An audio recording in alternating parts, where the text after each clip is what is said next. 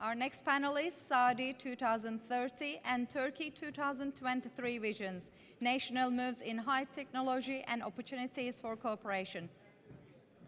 Our moderator for this panel is Mr. Khaled Almaeena, political and media analyst and managing partner.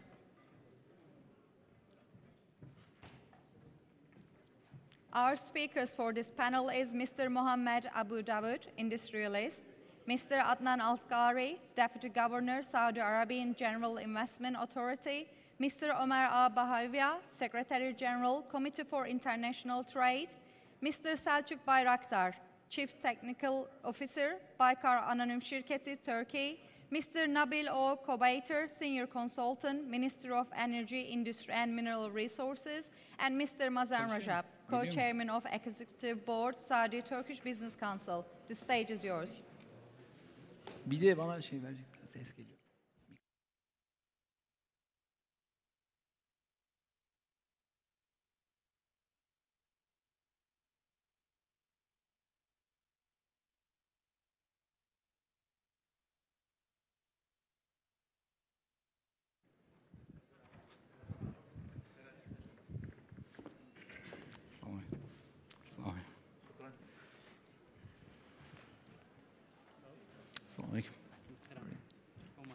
Selçuk, nice.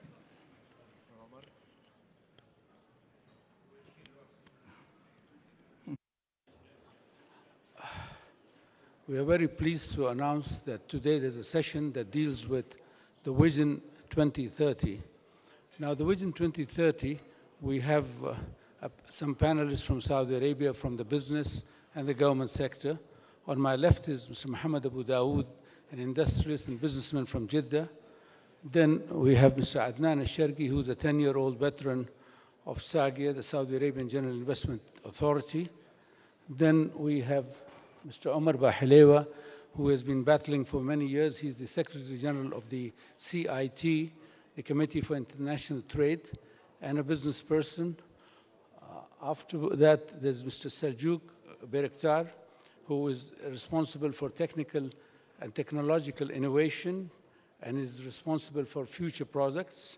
Then Mr. Nabil Al-Khowaiter, who is from Aramco, and he's a senior consultant at the Ministry of Commerce, Ministry of Energy, Industry and Mineral Resources. And last but not the least, Mr. Mazen Rajab, who's co-chairman of Saudi-Turkish Business Council, a businessman, and is also involved in several social projects in Jeddah and Medina. Before we start, I would like to give a 5-minute presentation by Mr. Adnan Alshargi on the Vision 2030, and then we will try to dissect it as doctors in the surgical operations so that people will know what is this all about. Hello, assalamu alaikum. My name is Adnan Alshargi. I'm from the Saudi Arabia General Investment Authority. Marhaba, Nasılsın, Turkish. We have a short presentation. I promise it will not take very long. Just to set the stage about the vision of Saudi Arabia and what do we see and the context of where this vision came from. So we have a vision that is very promising, and we have high hopes on it that it will change a lot. It will change the way we do business. It will change the way we think. It will change a lot of things in our daily activities. Now, just to give some context about Saudi Arabia, we are the 20th largest economy in the world. We're the 5th highest in growth in the G20. We're the 17th largest exporter and the 29th largest importer in the world. The demographics or the information look very exciting for Saudi Arabia. There are a few numbers there. We have a very young population. It represents about 49% of the population. Our revenues are 137 billion over the last year, and expenditures, despite the low revenues, has also been stable at 224 billion, and our growth has been 2.1%, and a total population of 31 million. Very tech-savvy population. Our internet penetration is about 73%, our internet users. We rank #1 in the Twitter usage and penetration of 33%. Our non-oil economy is quite diversified. We have some equal representation from all sectors. We have the produce of government services, transport, finance, business, services, agriculture, fishing, hotels, and manufacturing, and construction. Our business environment is quite friendly. All companies in all activities can enjoy up to 100% of foreign ownership, with a very minor exception in very few sectors. Our corporate tax is as low as 20%, very competitive around the world. Our taxation is, we see that 20% is ranking pretty much the lowest globally. There are a few changes that will happen on the taxation system. We will probably be introducing the low VAT, value-added taxes, as low as 5%. There will be some low personal income tax for certain segments, and there's no land and property tax, or there will be about 0.5 to 1% on commercial lands. We have financial supports for promising projects. We go up to 75% of the project cost, and we pay up to 50% of Saudi salaries for the first 2 years. These are a few testimonies from international operating companies that have been operating in Saudi Arabia, which have been recently awarded 100% trading licenses. This is from Dow Chemicals, 3M, and Honeywell, which is, this is a testimonial that I really like very much because it talks about the Saudi talent and their experience with the Saudi talent in Saudi Arabia. The Vision 2030 have some very aspirational goals. It's ranges from different parameters. We're planning to have to be among the top 5% in the e-government index. We're planning to be among in 80th percentile in the government effectiveness index, and the non-oil revenues we have planned to have it at 1 trillion versus 170 billion in the coming 5 years. Also, the life expectancies, we have very high targets for it. We're trying to reach 80 years. Local content, we're trying to improve to 75%, and the localization of military spending will be about 50%. Very ambitious targets. We will not spend a long time. As you see, Saudi Arabia is strategically located in a very central place. We're about 4 hours flight to about all Asian markets and 5 hours flight from half of the world's population. In the Logisticals Performance Index, we plan to be among the top 25 in the coming few years. We're planning for a more diversified economy. The private sector contribution, we have a target to achieve 65% of private sector contribution to GDP and 35% of SME contribution to the total GDP.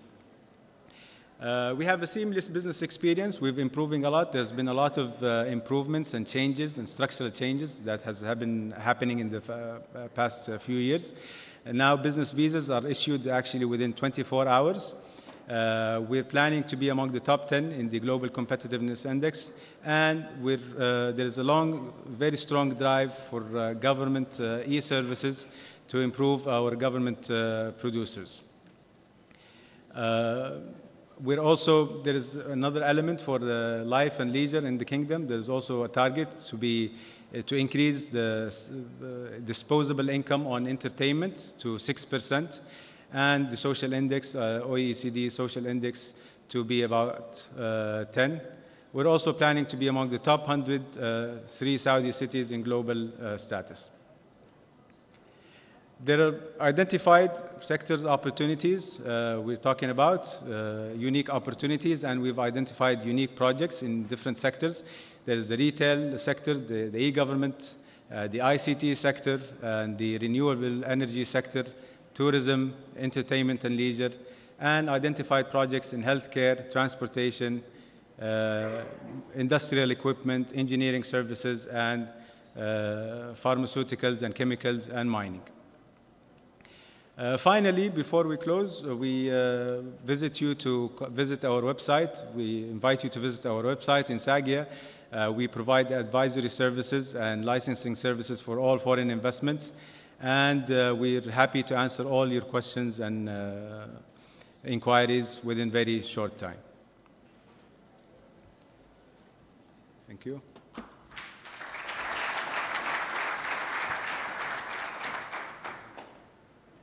Thank you, Adnan, for giving us a well-rounded view of SAGIA.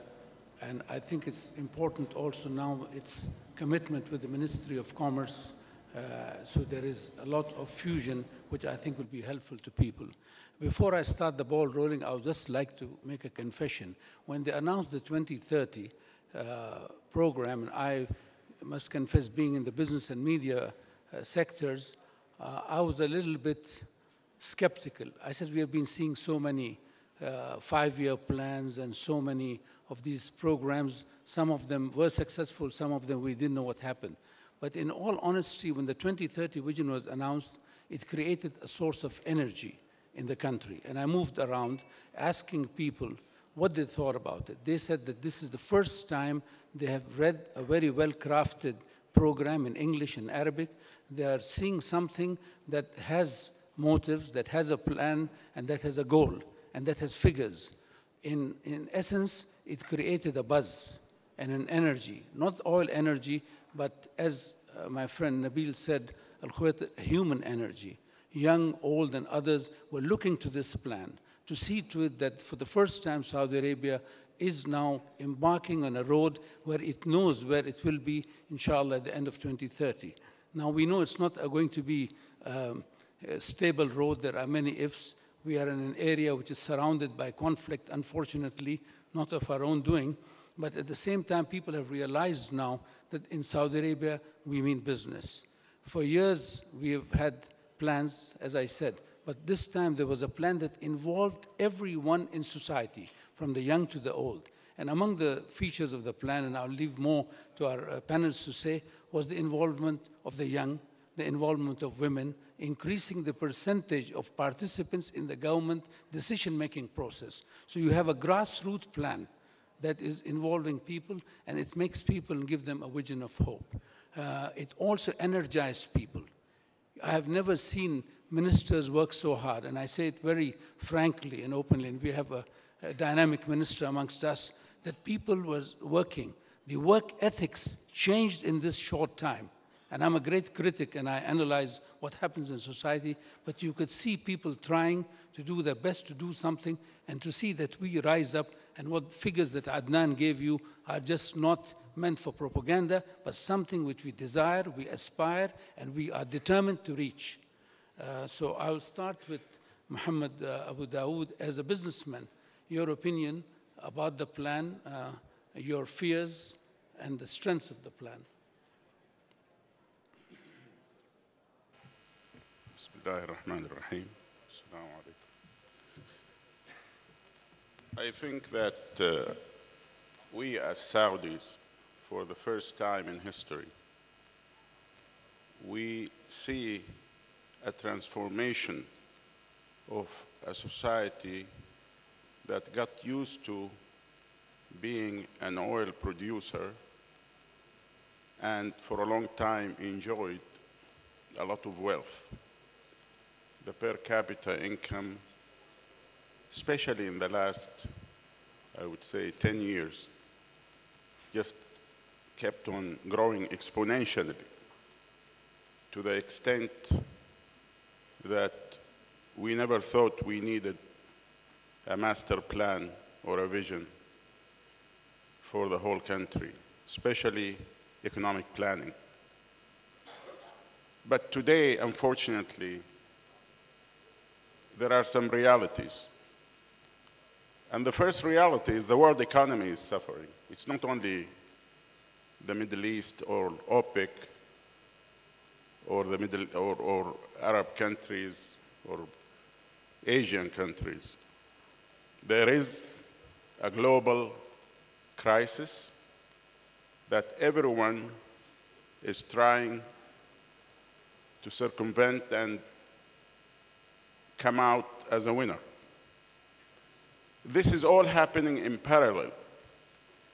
The major change that is witnessed by the Saudis, and mainly by the youth in Saudi Arabia, is the social communication and cultural change, which is a revolution, because women in Saudi Arabia, who are half of the society, for the first time in the last, I would say, 7 years, and we do research, we go into homes, and we look at lifestyles and how women live or families live.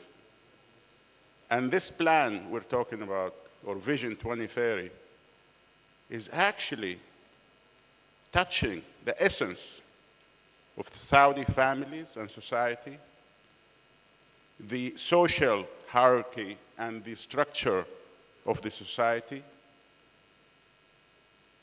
and mainly the economic threats and opportunities that come with it. Women today in Saudi Arabia can do business without needing anyone's permission, using Instagram, for example, and selling products. We have a very fast and growing e-business in Saudi Arabia and the GCC states. I think what's happening today by the government is a fantastic opportunity. For the first time, we are seeing ministers who are working with KPIs and being monitored by a sort of an independent PMO, which is basically someone who measures your success against an index and looking at statistics and trying to find out basically how you're performing in each department, in each ministry, and this is trickling down, not only into regions, but rather into all aspects of the society and government management of the society or the country. Having said that, there are even implications that are making government officials aware of their performance and their responsibility and their accountability. So the private sector, and that's what I should be talking about, sees this as a great leap for Saudi Arabia. We're leaping into the 21st century with the right leadership, young leadership, and there are details, and the devil is in the details. For the last, I would say, 2 years, major decisions by the government, by this government, were never made historically in Saudi Arabia and were taken by granted by the VIPs who are living and enjoying the wealth of Saudi Arabia, including businessmen. Today, they feel that they have to contribute and they are responsible and they're accountable. To make a long story short, I think that the vision of Saudi Arabia is clear. We know for the first time where we're going. We have the same challenges as every other society in the world, like Turkey. But we still have to say that Saudi is a fantastic investment opportunity for businessmen. It's a pro-business society, and it comes from our culture and religion, that trade, 19 رزق التجارة, 90% of your wealth should be coming from trade. That's what Muhammad, Prophet ﷺ said. So it's in the essence, every blood of every Muslim. Are you looking at me for time? No, I will just like Go to... ahead. Adnan, with your permission, I'll pass by to Omar first. Omar, you have been dealing with international trade, and what I would like to know, how does this vision fit in with you trying to get as many people coming to Saudi Arabia and from people going in the exchange, and you've been involved with this for a long time. How will this vision affect you in the committee? Bismillah ar-Rahman ar-Rahim. Much obliged for hosting me today. As a matter of fact, for the first time again, like my colleagues say, we in Saudi Arabia became transparent to the world. Now, everybody who wants to come and deal with Saudi Arabia, or invest in Saudi Arabia, or trade with Saudi Arabia, he finds it clear. There is a vision, and there are maps, and there are opportunities. What he needs to do is to sit down with the right partner and discuss details. What we found in the last 6 months, a major change from before. Dr. Majid is here, and he remembered when we started a roadshow worldwide to promote investments in Saudi Arabia. And it was a tough job because we had to combine information and get details of investments and trade in Saudi Arabia from all corners. Now we have it in one pool. Everybody can see it. It's available. And we have one language. Everybody talks.